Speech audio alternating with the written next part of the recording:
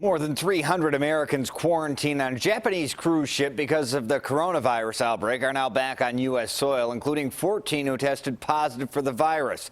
The infected passengers landed in Nebraska today, where they will be held in isolation. The rest of the travelers will be quarantined at military bases in California and Texas. The World Health Organization says there have been more than 71,000 confirmed cases around the globe. Meanwhile, an Evanston man is trapped in China.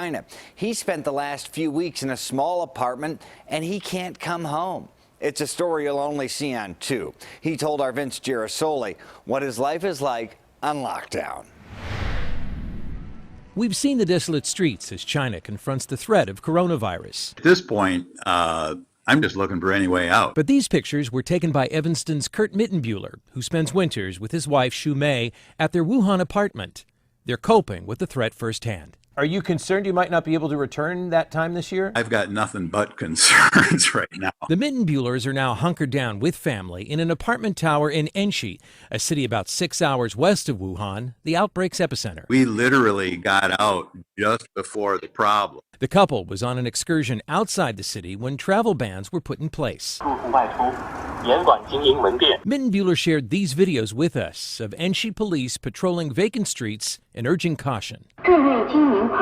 What that's saying is, don't go out, wear a mask, don't talk to people. It's more than an ask. It's a command. It's just bizarre because if you've ever been to China, it's just wall-to-wall people, wall-to-wall cars. The streets are just empty. Some grocery stores are open. To get there, the Mittenbuehlers must wash their hands with alcohol at several checkpoints, fill out a 9-part questionnaire, and submit to temperature checks at each one, and then do the same on the way back. How do you come to terms with that as an American? I try to be Chinese when I'm in China, and Chinese are used to living with hardship. Right now, if you wanted to get on a plane tomorrow and come home, could you? No, I'm locked down. The Mittenbuehlers spend hours each day trying to procure a travel pass from the U.S. consulate that would let them access blocked highways and drive to an airport 10 hours away.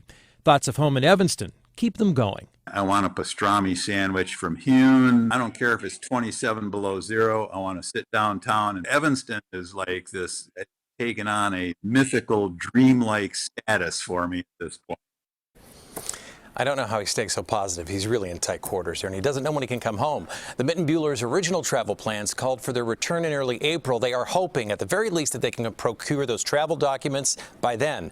For now, Kurt is down to his last book on his Kindle. He is out of United States Coffee, and he's keeping busy teaching his nephew English. I'm going to post this story on my Facebook page. If you want to say hi to him there, offer him some words of support, you can on my Facebook page. Until then, reporting live from the newsroom, I'm Vince Gerasole, CBS 2 News.